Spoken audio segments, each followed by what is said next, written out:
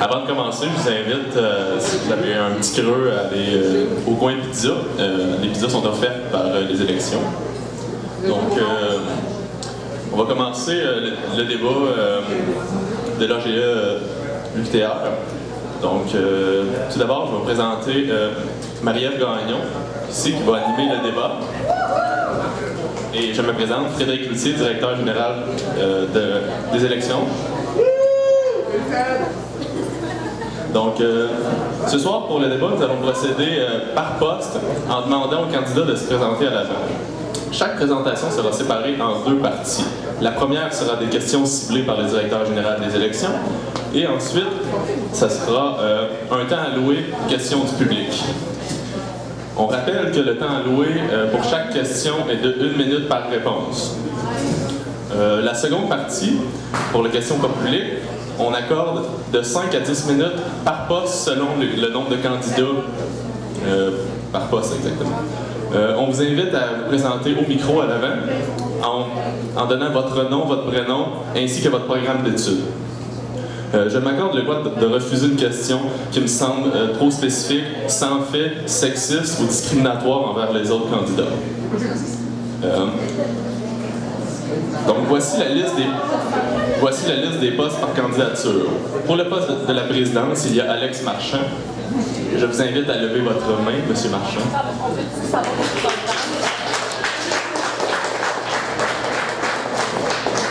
Au poste de secrétaire général, il y a Laurie Mascotte.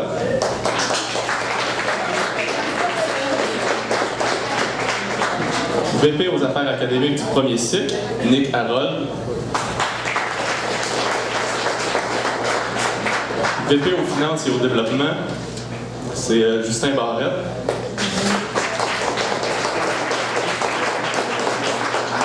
VP à la vie associative et à l'environnement, Michael Saint-Pierre.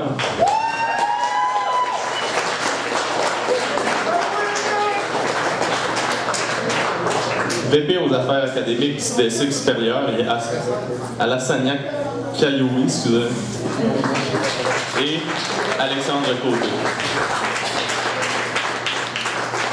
VP aux affaires sociopolitiques, Yves Saint-Louis, Samuel Plante et Maxime Allaire.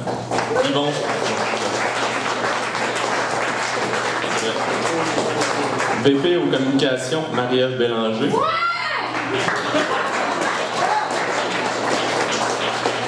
Et VP aux affaires socioculturelles, Frédéric Champagne et Solange Lapierre.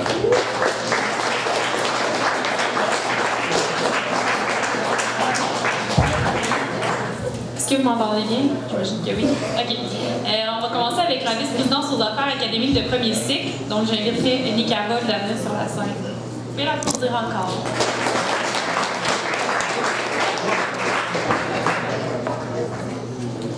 Donc, pour commencer, je vais faire une description du poste. Donc, pour la vice-présidence aux affaires académiques de premier cycle, son rôle est de défendre les intérêts académiques des étudiants de premier cycle et de recevoir leur grief. De plus, elle co-préside le comité des affaires pédagogiques qui se penche sur les dossiers traités en commission des études de l'UQTR et au conseil des études de l'UQ. Donc, je vais aller avec la première question. Quelle conception avez-vous de la tâche de la vice-présidence aux affaires académiques de premier cycle? Vous avez 1 minute pour répondre. Je pense que j'ai consulté mes prédécesseurs. Il a fait une... On n'entend pas! Ok, on va être correct comme ça. Alors, donc je disais, ayant consulté mes prédécesseurs, j'ai une vue d'ensemble à fait de ce poste-là. Il y a plusieurs sujets qu'il faut aborder. Je parle par exemple des tâches rémunérées pour les étudiants en éducation. Donc je pense que c'est quelque chose sur lequel il faut se pencher parce que j'ai plusieurs amis qui sont là-dedans et puis c'est assez impressionnant de voir le nombre d'étudiants qui font des stages non rémunérés. Donc je vais me pencher sur ce sujet-là. Puis également, je voulais également parler du sujet des frais institutionnels obligatoires qui est important de savoir comment redistribuer aux étudiants. C'est un sujet qui n'est pas encore achevé, donc je pense qu'il faut faire la planche là-dessus. Je ne cite que 2 d'entre eux, mais il y a également plusieurs autres sujets. Je ne vais pas m'étaler dessus. Merci. La Parfait. Donc, prochaine question. Quelles sont vos implications sociales passées et quel lien faites-vous avec le poste convoité? Personnellement, j'ai été chargé des affaires académiques pour l'association des étudiants camerounais de Trois-Rivières pendant une année entière. Donc, c'est directement en lien avec ce que je cherche à faire aujourd'hui. J'ai été également impliqué de façon générale dans l'organisation du festival, dans Moisson Mauricie, dans la grande quinzaine des médias, pour ne citer que cela. Merci. Parfait. Donc maintenant, on va y aller avec les questions ciblées par poste. Quels sont les dossiers académiques des étudiants de premier cycle que vous avez identifiés comme étant prioritaires? Comme vous le savez, certains dossiers sont comme confidentiels à l'AGE. C'est lorsque je prends ma prise en poste que je vais pouvoir mieux regarder ces sujets. Parfait.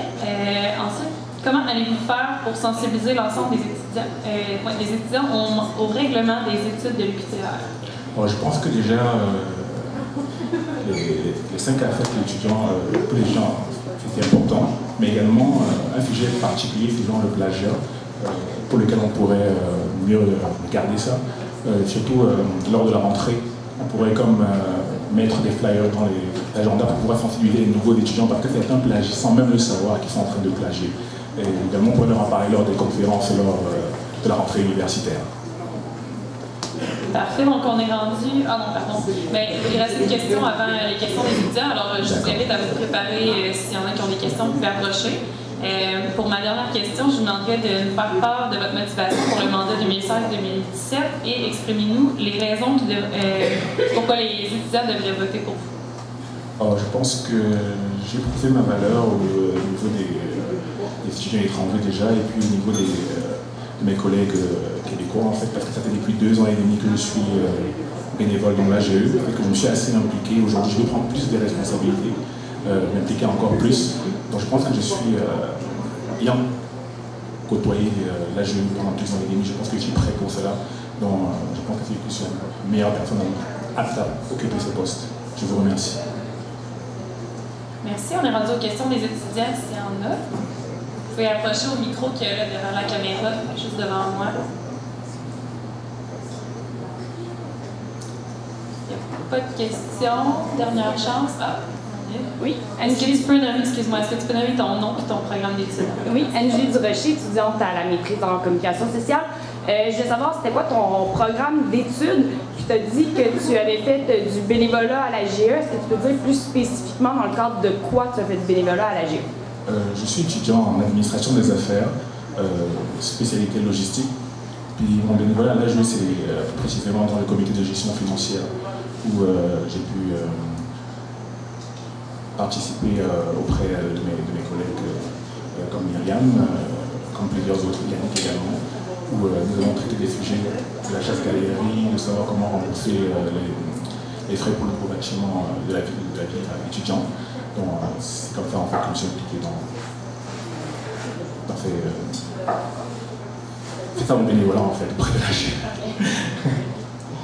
Est-ce qu'il y avait d'autres étudiants qui auraient des questions? Tu peux nommer ton nom et ton programme d'études. Pierre-Luc Rousseau, enseignement secondaire. Tu vas avoir un plan d'action à construire pour ton année. Est-ce que tu as déjà réfléchi à des points que tu y mettrais? Si oui, peux-tu nous en parler? Je te dirais que pour l'heure actuelle, ce que j'ai fait, c'est genre déjà consulter ce que mes prédécesseurs ont fait pour les 4 dernières années. Il y a des choses généralement qui sont récurrentes, donc moi je n'ai pas envie de venir mettre de nouveaux sujets qui ne vont pas aboutir. Donc, quelque part, je vais plutôt regarder ce que mes prédécesseurs ont fait, où est-ce qu'ils font, la difficulté qu'ils ont eu de finaliser ce qu'ils ont commencé, parce que je trouve qu'il y a beaucoup de choses qui n'ont pas été finalisées quelque part. J'espère que ça répond à ta question. Une autre question, s'il vous plaît. Est-ce qu'il y a d'autres étudiants?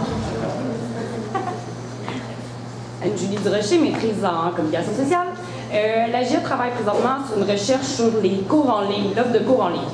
Qu'est-ce que tu penses de cette recherche-là? Est-ce que c'est un sujet que tu voudrais poursuivre? Est-ce que c'est une recherche qui doit être continuée? C'est un des sujets qui a été porté à mon attention. En effet, pour ma part, je dirais que les cours en ligne, quand je regarde le taux de succès des cours en ligne versus les cours magistraux, les taux de succès sont plus élevés en cours en ligne. Mais quand on se demande, est-ce que ça vaut la peine, que c'est qui est utile, les cours en ligne, parce que l'université est en ligne pour faire plusieurs cours en ligne. Comme vous l'avez constaté, chaque année, il y a de nouveaux cours qui se donnent en ligne. Donc, quelque part, il s'agit de faire une étude là-dessus, de voir quelqu'un qui est qualifié pour pouvoir analyser les sondages et puis donner une réponse par rapport à ça. Donc, c'est l'un de mes objectifs. Merci. Est-ce qu'il y aurait d'autres étudiants qui auraient des questions?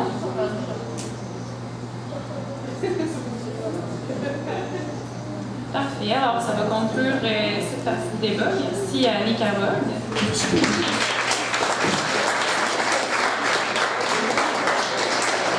Pour la suite, j'inviterai Alexandre Côté et Alassania Couilly à venir sur scène. Ça va être pour la vice-présidence aux affaires académiques des cycles supérieurs. Vous pouvez les applaudir.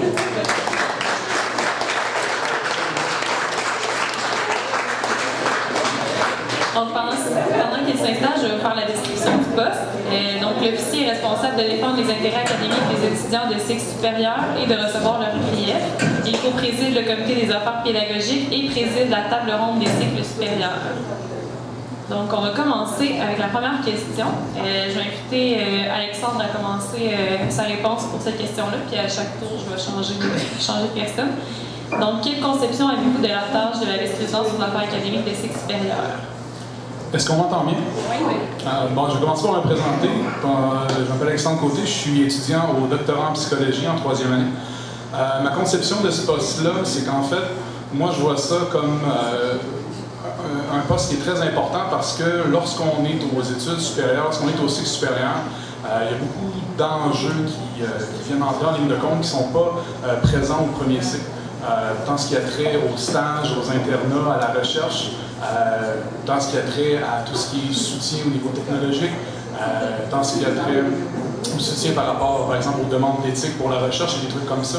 Donc, c'est d'être présent et de s'impliquer pour tous les étudiants qui ont à vivre avec ces enjeux-là, ce qui n'était pas le cas au premier cycle, puis de s'assurer que leurs intérêts soient représentés dans tous les comités, puis auprès aussi des instances gouvernementales et à l'université également.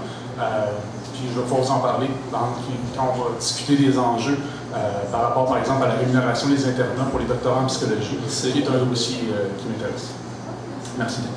Merci. Alassania, tu peux répondre aussi. Est-ce que tu veux que je la répète, la question? Non, c'est correct. Est-ce que vous m'entendez? Bonsoir tout le monde. La plupart de vous me connaissent. Je m'appelle Alassania Couilly. Bien que je sois étudiante au premier cycle, j'ai fini cette session mon bac, puis je suis candidate à la maîtrise à partir de l'automne. Comment je vois le poste? Je le vois en 2 mots. Le chat. Je dirais confidentialité et simplicité d'approche. C'est un poste outre les projets, le VP doit être vraiment à l'écoute des étudiants. Il doit savoir garder le secret, c'est comme s'il était soumis au secret professionnel. Et facilité d'approche, c'est parce que les étudiants, justement, c'est le premier recours aux étudiants qui ont des problématiques, donc il doit être facile d'approche et il doit inspirer la confiance des étudiants. Merci. Donc, la prochaine question. Quelles sont vos implications sociales passées et quel lien faites-vous avec le poste convoité? On peut commencer avec Alassania. J'ai déjà été la vice-présidente de communication pendant 1 année pour Campus. Si vous ne connaissez pas, c'est le comité pour l'intégration des étudiants internationaux. Je suis bénévole avec la Banque alimentaire. J'ai été brièvement bénévole avec le comité de négociation de l'Astre UQTR. Je siège présentement au comité de discipline de l'UQTR. Et pendant une session, j'ai été vice-présidente de communication de l'AGE UQTR. J'ai quitté dû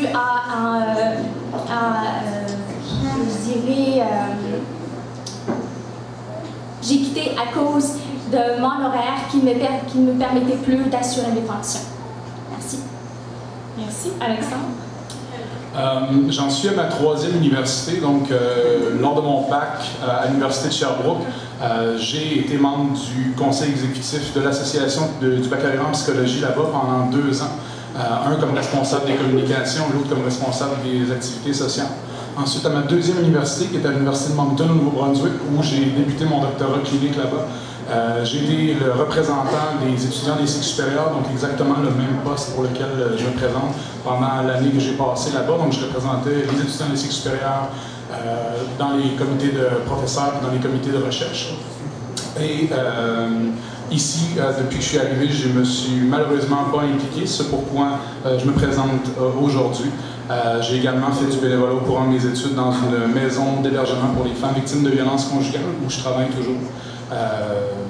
Et j'ai eu toutes sortes d'implications à tous les niveaux, que ce soit au cégep et à l'école secondaire. Je vous en ai parlé les détails. Au niveau universitaire, ça ressemble à ça.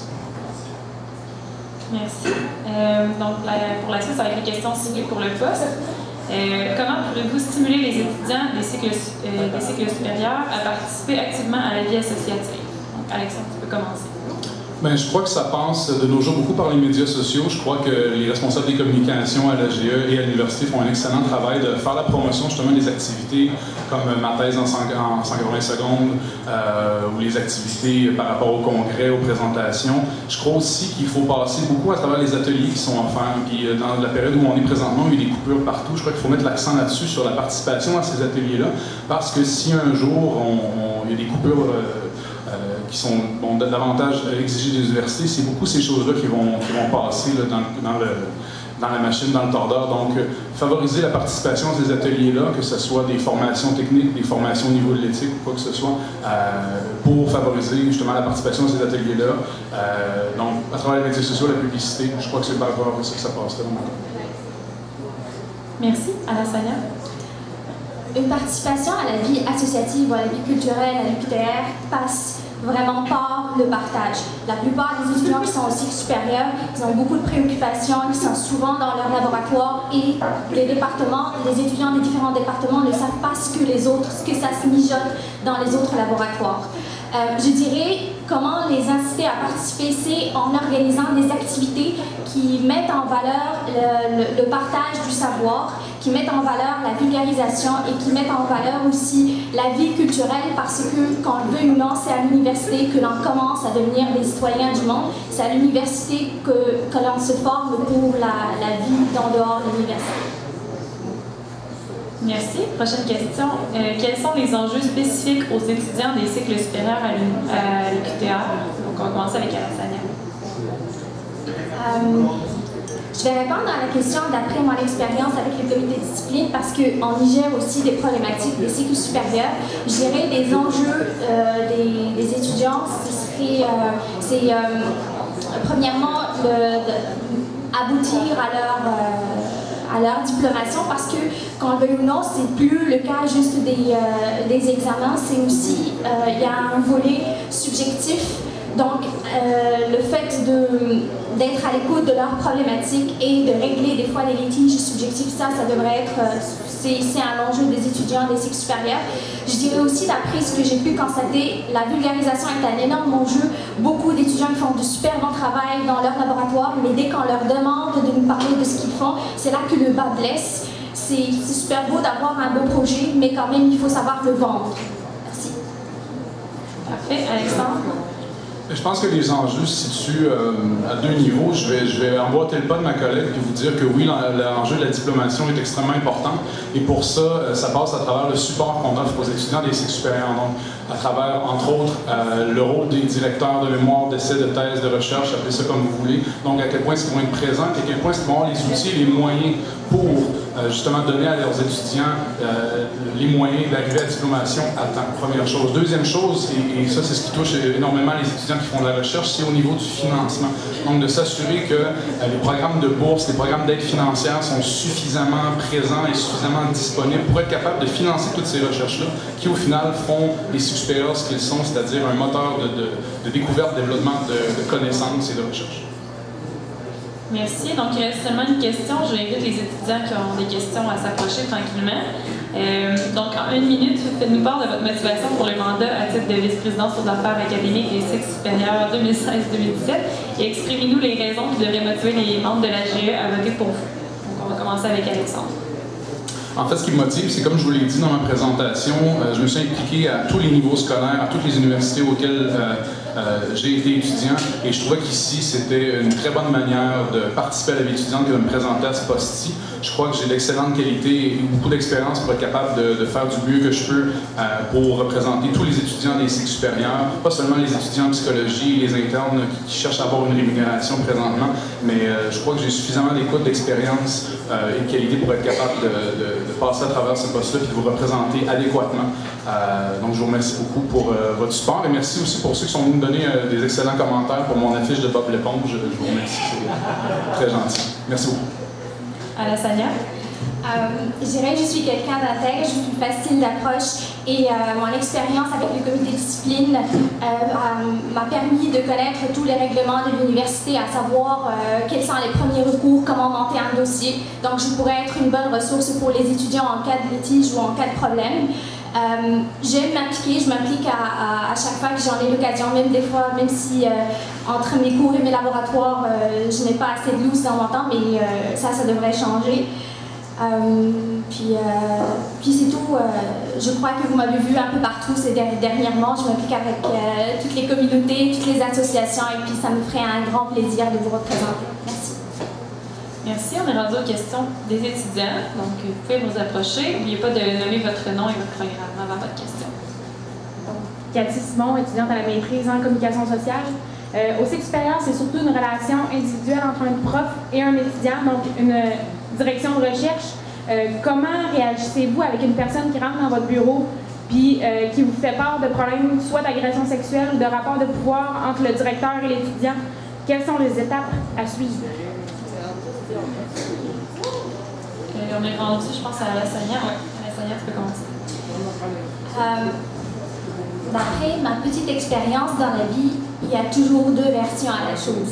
Fait que moi, je sais que la plupart le savent, je ne suis pas connue pour quelqu'un qui est comme feu de paille, qui va réagir sur le champ. Je vais prendre le temps de récolter toutes les informations nécessaires, bien sûr en toute discrétion, et puis je vais aider l'étudiant à monter son dossier, puis à réunir toutes les preuves pour soit confirmer ou affirmer ses livres. Merci. Alexandre? C'est une très bonne question, merci de la poser. Et sans vous épargner les détails de la chose, j'ai moi-même dû changer de directeur de recherche au courant de mon doctorat, donc je connais exactement le genre de situation que ça peut provoquer de devoir changer de directeur pour des raisons qui peuvent être un petit peu personnelles ou difficiles à ce niveau-là. Moi, évidemment, je prendrai le temps, bien sûr, d'écouter l'histoire de fond en comble, puis de vérifier quels sont les recours que la personne veut prendre. Est-ce que cette personne-là veut prendre recours contre le professeur? Est-ce qu'elle désire ou pas changer de direction? Parce que malgré ces événements-là, peut-être que la personne veut tout simplement résoudre la situation puis continuer dans la même direction ou pas. Donc, de prendre le temps de bien écouter, de bien cerner le problème, puis ensuite, à ce moment-là, de vérifier quels sont les règlements au niveau départemental et au niveau universitaire pour ce changement-là. Au niveau du département de psychologie, les règles sont très spécifiques. Je sais que ça peut peut-être changer dans d'autres départements, mais regarder la procédure de fond en comble, puis s'assurer que la personne qui vient me voir ait exactement réponse à sa question, puis que tous ses besoins soient répondus à ce moment-là. Merci beaucoup. Est-ce qu'il y avait d'autres questions d'étudiants? Myriam Beauchamp, étudiante au baccalauréat en administration. Vu que je m'implique depuis 2 ans dans l'AGE, on remarque une répétition dans les activités, des fois pour les étudiants au cycle sup, faites par le VP aux affaires académiques cycle supérieur. Est-ce que vous avez des nouvelles activités, des nouveaux événements que vous voudriez faire pour les étudiants au cycle supérieur qui pourraient pousser un peu plus leur niveau de connaissance? Moi, je pense que l'augmentation du niveau de connaissance, pour répondre à ta question, ça passe beaucoup par le réseautage. Pour avoir participé à plusieurs congrès, à plusieurs conférences et tout ça, le fait de rencontrer d'autres étudiants qui étudient dans notre domaine, qui font des recherches dans notre domaine, ça nous permet beaucoup de piquer notre curiosité et d'augmenter notre connaissance par rapport à ça. Puis par rapport à la répétition des activités, une note que j'aimerais mettre là-dessus, c'est qu'il y a beaucoup...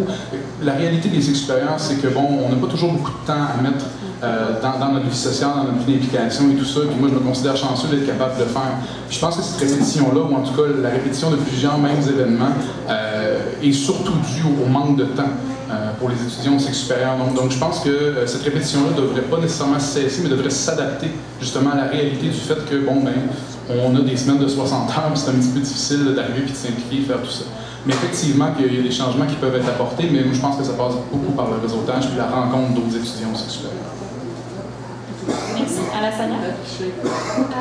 Il y a certains événements qui sont répétitifs, pas juste pour la répétition, mais c'est parce qu'ils ont fait preuve. Par exemple, le 5 à 7, le colloque multidisciplinaire, c'est des événements qui vraiment méritent de revenir à chaque année. Pour ce qui est de la nouveauté, j'ai personnellement 2 petits projets. Premièrement, le bar des sciences, je ne sais pas si vous êtes familier avec le concept, c'est un concept de conférence, mais dans un style un peu décontracté. À chaque fois, dans chaque bar de sciences, normalement, on parle d'un sujet, mais on invite 3 ou 4 personnes qui travaillent sur le sujet de points de vue différents. Par exemple, inviter quelqu'un en psychologie, quelqu'un en endocrinologie, quelqu'un en littérature, puis les 3 devraient travailler sur le sujet. Puis ça permettrait aussi de montrer qu'à chaque chose, à chaque sujet, il peut y avoir plusieurs points de vue. Mon deuxième projet, ça concernerait le plagiat. D'après aussi mon expérience dans le comité de discipline, j'ai constaté que les étudiants ne savent pas forcément qu'est-ce que plagiat veut dire, et que ce serait d'organiser des ateliers de reconnaissance de plagiat. Merci. Merci. Est-ce qu'il y avait une autre question, une temps pour une dernière? OK. Moi, ma question est bien simple, en fait. C'est que, sachant qu'il y a beaucoup de personnes qui décident de quitter le CX après avoir été élu, après 6 mois, qu'est-ce qui va nous convaincre que vous êtes vraiment là pour rester pour toute l'année? On va commencer avec Alassania. Je vous demanderai de répondre en 30 secondes, qu'on manque un petit peu de temps. Premièrement, c'est une question très pertinente parce que ça me concerne énormément. J'ai quitté à cause de mon emploi de temps. J'ai dit que j'avais un conflit d'horaire. J'étais obligée de prendre 6 cours cette session si je veux finir mon bac. Je suis à mon 2e bac. Donc, on s'entend que lorsque tu fais 2 bacs, tu es un peu tanné, tu veux passer à autre chose. Concernant la maîtrise, ça fait que je m'en vais en maîtrise dans un domaine autre que celui dans lequel je suis, ce qui va me permettre d'éliminer au moins les laboratoires. Tu élimines les laboratoires, tu gagnes 15 à 20 heures minimum dans ta semaine. Fait que c'est ça ma garantie, à moins que je me fasse écraser par un char. C'est ça ma garantie que je vais rester toute l'année au CX. Pour ma part, bien que j'ai noté à votre collègue là, que les étudiants au cycle supérieur sont souvent en manque de temps, mon argument est très simple dans le sens où le doctorat que je fais présentement est un doctorat recherche, donc l'ensemble de mes crédits de cours sont terminés. Ce qui veut dire que j'ai pesé ma décision assez lourdement avant de me présenter et d'analyser combien d'heures par semaine j'étais prêt à mettre, combien de temps dedans j'étais prêt à m'impliquer. Considérant que j'ai plus de cours et que j'avance à mon propre rythme dans ma recherche, je crois que j'ai amplement le temps de m'impliquer dans la GE. Donc, c'est ma garantie personnelle que je vais terminer mon membre.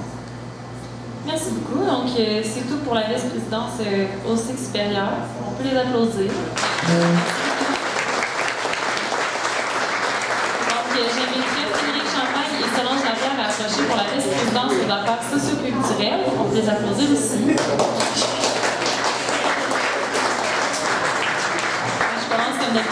Avec la description du poste. Donc, la vice-présidence aux affaires socio-culturelles est responsable des activités sociales et culturelles pour les étudiants et préside le comité de la vie étudiante.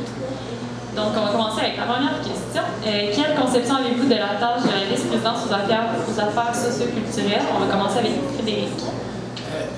Mais je pense que la division du poste, c'est une partie importante. Parce que socio-culturel, veut pas. M'entendez-vous bien? Je pensais à ça, pas je me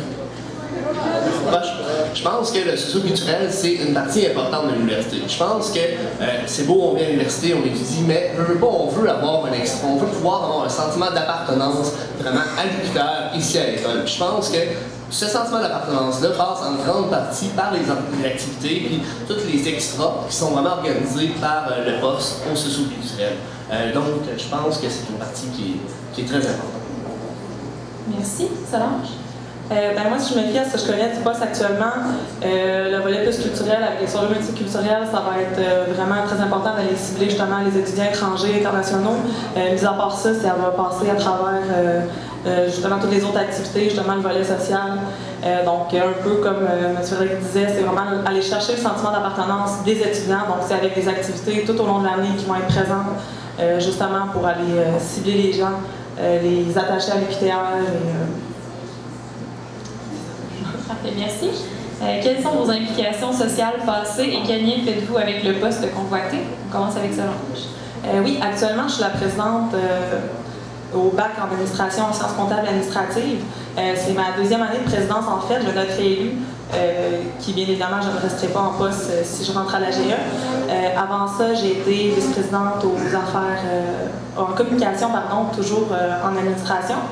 Et mis à part ça, du fait justement que je suis la présidente, je siège actuellement sur le CA déjà de la GE-QTR. Donc je crois vraiment mes expériences en lien avec ça, c'est ça, mais sinon un petit peu plus à part, bien évidemment, en étant au sein de l'ASK, ça va être la création événementielle et plusieurs activités que j'ai déjà eu la chance de participer et de faire. Donc étant donné que le poste de socioculturel est fortement justement de créer des événements. Merci, Frédéric. Mais en fait, j'ai beaucoup d'expérience. J'ai eu la chance d'avoir beaucoup d'expérience en lien direct avec le poste. Entre autres, lors de mon passage au collège Shawinigan, j'ai eu la chance d'être directeur technique. Je m'occupais vraiment, j'étais au centre névralgique où toutes les décisions se prenaient par rapport au socio-culturel, que ce soit l'organisation d'événements, de festivals, de spectacles, de chants ou divers. J'ai eu la chance de siéger au siège de directeur technique pour ça.